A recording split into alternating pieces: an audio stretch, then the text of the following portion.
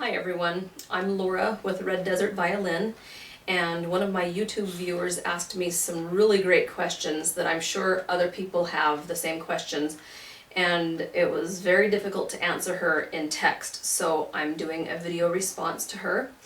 And basically her questions involved the mechanics of our bow arm, and specifically her questions were she was frustrated not knowing whether or not her elbow was allowed to move. And there's two sides to that answer, which I'll go into. So she was asking about elbow motion. She had the question whether our bow hair needs to be flat at all times, or are we allowed to tilt it. And she had the question just of the mechanics from the upper half of the bow into the lower half of the bow. So let's go ahead and start there. That's a good place to start. Upper half and lower half bow arms are extremely different.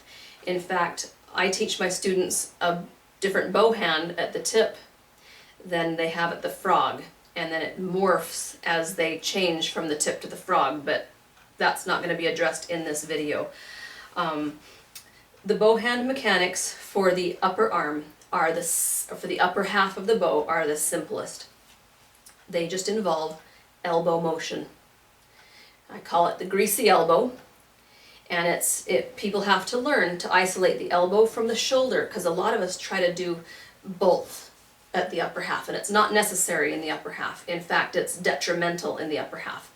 So upper half is just isolating that elbow, and a good exercise for that is to go up and down your arm, Mississippi hot dog or scrub a dirty doggy or whatever exercises you use. That's exactly the motion that you're doing in the upper half of the bow, okay? And then in the lower half of the bow, then yes, our upper arm does move and our shoulder is activating that motion. In the upper half of the bow, our elbow is activating the motion, and it's our lower arm that moves through space. In the lower half, our upper arm is moving through space, and it's activated by our shoulder. Of course, our wrist and our fingers become very involved in the lower half of the bow, even more so than in the upper half, which is why I teach that later, because this colle motion and the wrist motion takes a lot of finesse to get it down, and I like my students to be able to play some cool tunes out in the upper half of the bow before they have to worry about all that. So if I were to demonstrate just in space the motion that the bow arm takes on a full bow, it would be like this. You're at your frog, your wrist is slightly bent, and I'll explain that why a little bit later, but so your upper arm moves to a certain point and then it stops, and the elbow takes over. And the elbow brings us up bow to a certain point and then it stops, and the shoulder takes over. So down bow, stop, elbow. Elbow, stop, shoulder. Shoulder, stop, elbow.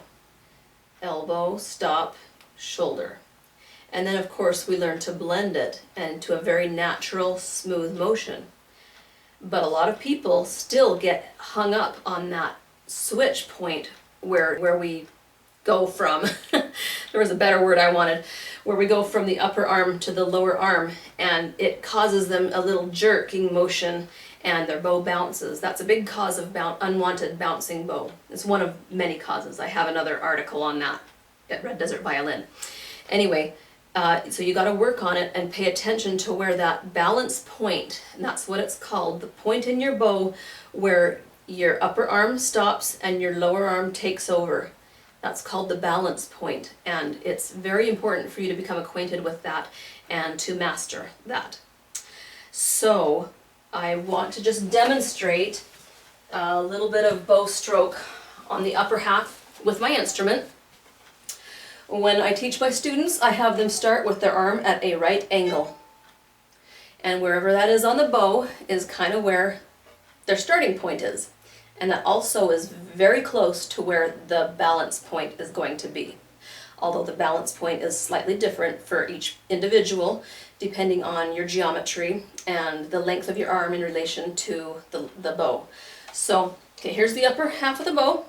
I'm in the middle lane of my highway. Right there's the sweet spot. I've got a straight bow, not crooked either way, and I've got my right angle, okay? And we'll just do variation A rhythm.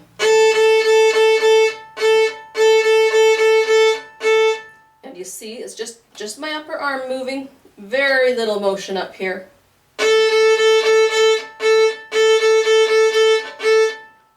Okay, and I am using my wrist ever so slightly just to keep the bow straight and to act as a shock absorber. At the lower half of the bow, if we did that same rhythm using the entire lower half of the bow, you're going to see a lot of upper arm motion.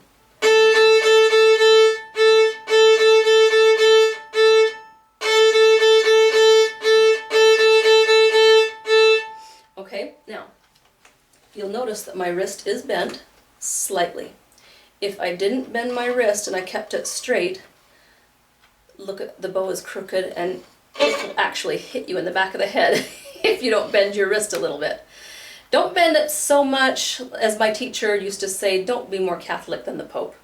Just bend it just as much as you need to keep your bow straight, okay? Incidentally, when people bend their wrist, they like to drop their elbow, and some teachers actually teach a dropped elbow like that.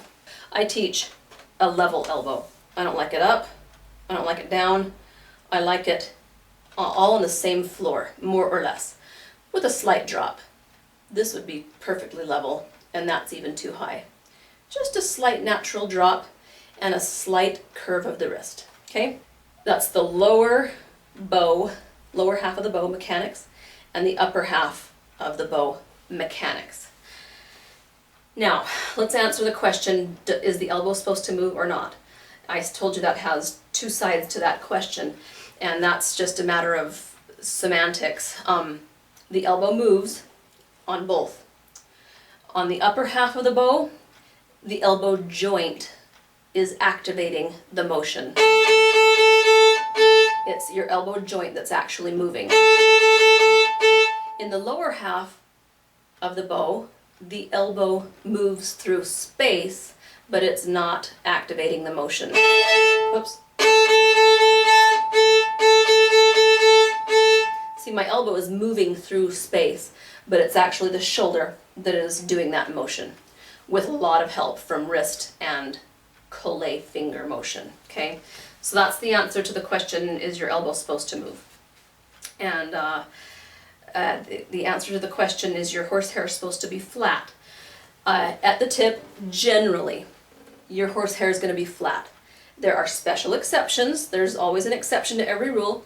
But at the tip, you want your horsehair to be flat, and your wrist at the tip actually is going to bend the opposite way than at the frog. And that's kind of getting towards when I told you I teach a different bow hand for my students at the tip and at the frog. I don't really mean two different bow hands, I mean our bow hand changes immensely from being out at the tip to being at the frog. So as you can see, when I'm at the tip, my wrist is moving concave, I guess we could call that, and at the frog it's more convex. Okay, so the answer to the tilted hair question, it's acceptable and even desirable as you go towards the frog to tilt the hair slightly so that your stick rolls towards the scroll. Okay, so let me show you my bow hand. I'll have to back up a little bit. I'm flat, I'm flat, I'm flat. I'm starting to tilt. Okay, and at the frog I've tilted about, can you see that? That's about how much I had to tilt.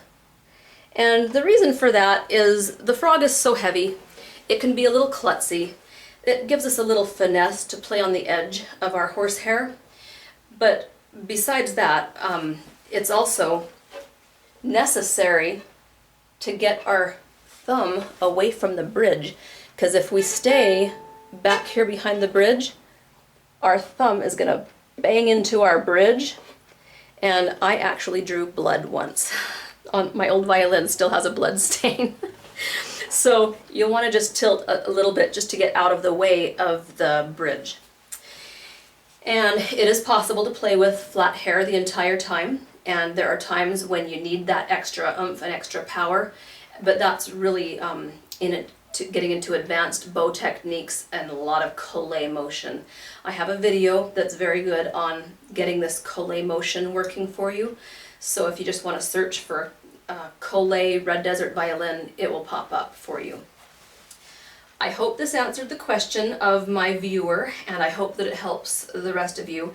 If you have any questions at all, just email me or leave a comment. I'll be more than happy to reply.